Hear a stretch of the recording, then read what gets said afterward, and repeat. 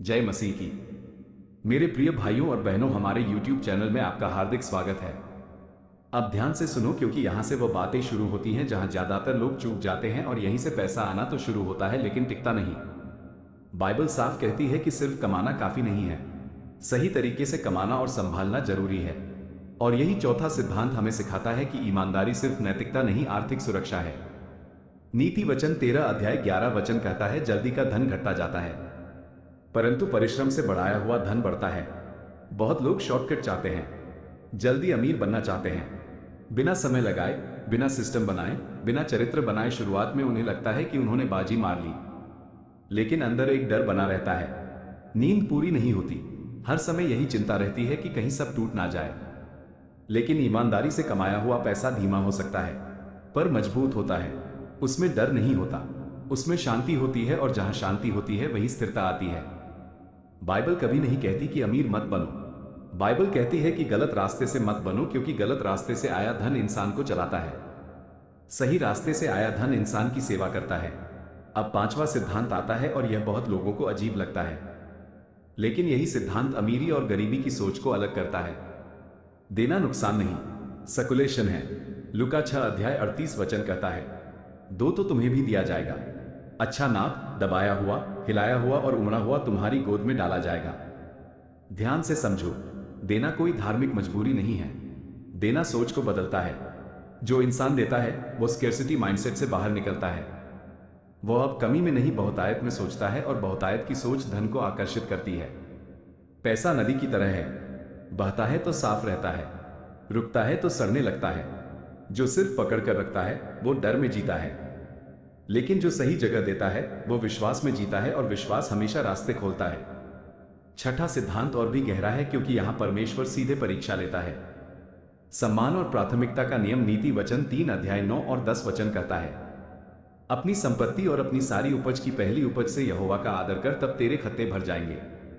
बहुत लोग सोचते हैं कि दशमांश देने से पैसा कम हो जाएगा, लेकिन बाइबल कहती है कि यह घटाना नहीं, क्रम सही करना है।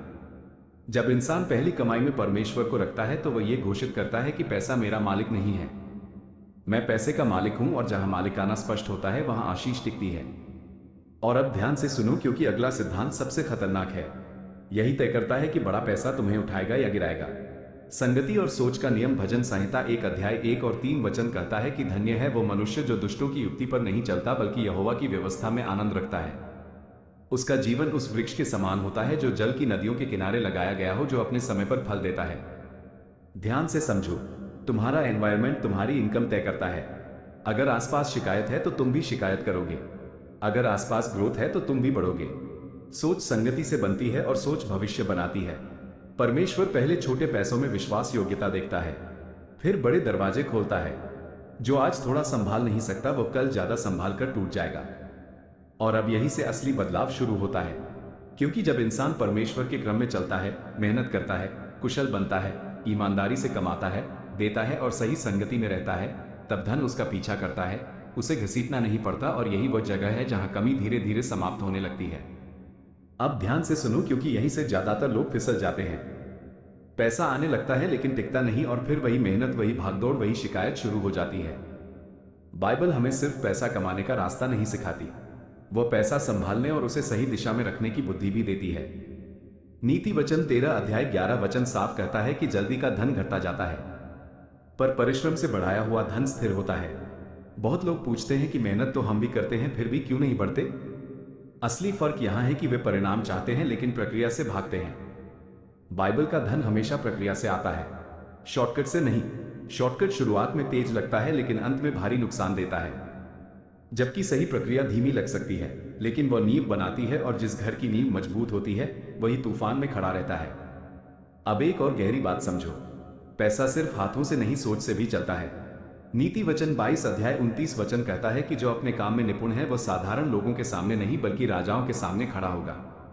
इसका मतलब यह नहीं कि हर कोई राजा से मिलेगा, इसका मतलब है अवसर, सम्मान और बड़ा मंच। बहुत लोग प्रार्थना करते हैं कि प्रभु मुझे बढ़ा दे, लेकिन परमेश्वर पूछता है कि तुमने खुद को कितना बढ़ाया। स्किल बढ़ाए बिना सिर्फ आशीष मांगना अधूरी प्रार्थना है। बाइबल एक्सीलेंस को आध्यात्मिक मानती है, घटिया काम को नहीं। अगर तुम जो करते हो उसमें बेहतर नहीं बन रहे तो पैसा तुम्हें क्यों खोजेगा। परमेश्वर किसी को आलस में नहीं बढ़ाता, वो तैयारी में बढ़ाता है। अब यहाँ एक बहुत जरूरी फर्क समझो। मेहनत और भागदौड़ में अंतर होता है। कुछ लोग दिन रात काम करते हैं लेकिन दिशा नहीं होती, और कुछ लोग सही दिशा में लगातार छोटे कदम लेते हैं और आगे निकल जाते हैं। बाइबल हमें कंसिस्टेंसी सिखाती है, ना कि थका मेहनत। जो रोज थोड़ा बेहतर होता है वही साल के अंत में बहुत आगे होता है। गरीबी अक्सर अचानक नहीं आती, वो धीरे धीरे आती है। आज टालना, कल आराम, परसों बहाना, और फिर साल निकल जाते हैं। लेकिन जो आज जिम्मेदारी संभालता है वही कल भरोसे के योग्य बनता है। अब एक और बहुत कड़वी लेकिन सच्ची बात सुनो।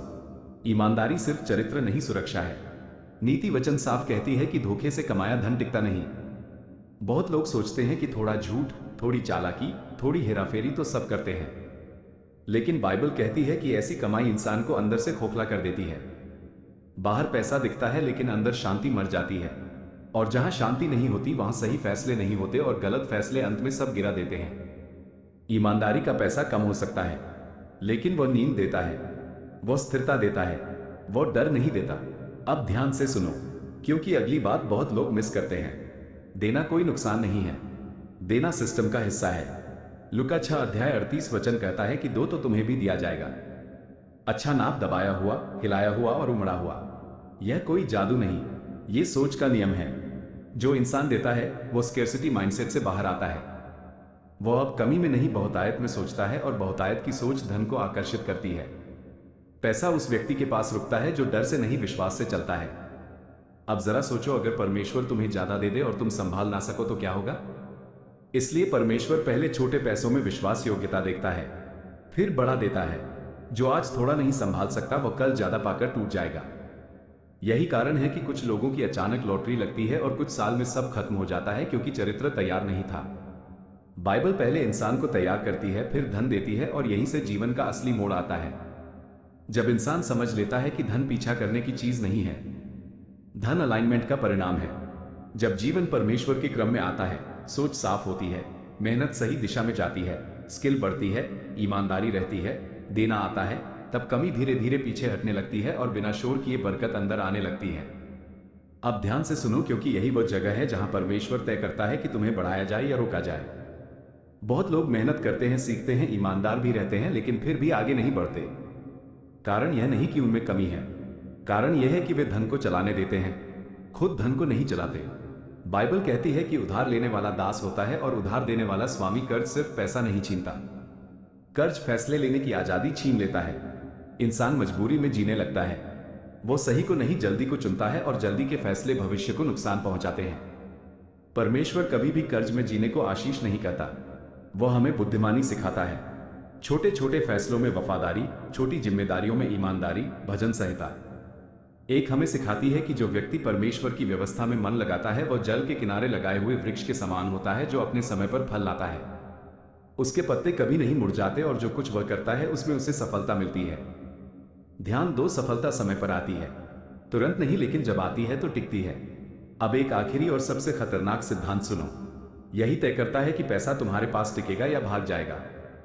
नीति वचन 3:9 और 10 कहता है कि अपनी संपत्ति और अपनी सारी उपज के पहले फलों से यहोवा का आदर कर, तब तेरे खत्ते भर जाएंगे और तेरे कुंड नए दाखमत से उमड़ते रहेंगे। यह कोई धार्मिक रस्म नहीं, ये क्रम का नियम है। बहुत लोग बचा हुआ परमेश्वर को देते हैं। बाइबल पहले देना सिखाती है, क्योंकि पहला ये दिखाता है कि भरोसा किस पर है। जब पहला परमेश्वर को दिया जाता है तो बाकी पर डर नहीं रहता। मलाकी 3:10 में परमेश्वर खुद कहता है, मुझे इस बात में परखो।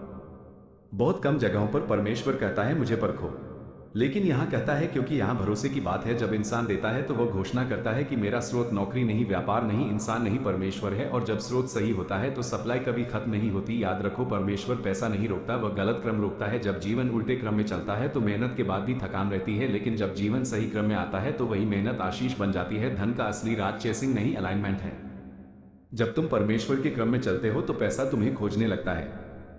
अब अगर यह वचन तुम्हारे दिल को छू रहा है तो अभी जहां हो वहीं एक घोषणा करो, ऊंची आवाज में या मन ही मन कहो, मैं परमेश्वर के क्रम में चलूंगा और बरकत मेरे जीवन में आएगी। ये सिर्फ शब्द नहीं है, ये दिशा बदलने वाली घोषणा है।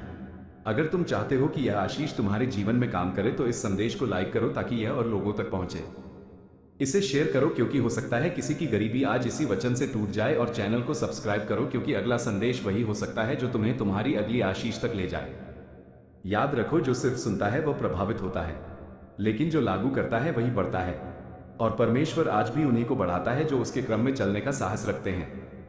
प्रभु तुम्हें बुद्धि दे, शांति दे और ऐसी बरकत दे जो सिर्फ तुम्हारे लिए नहीं बल्कि दूसरों के लिए भी आशीष बने। आमीन।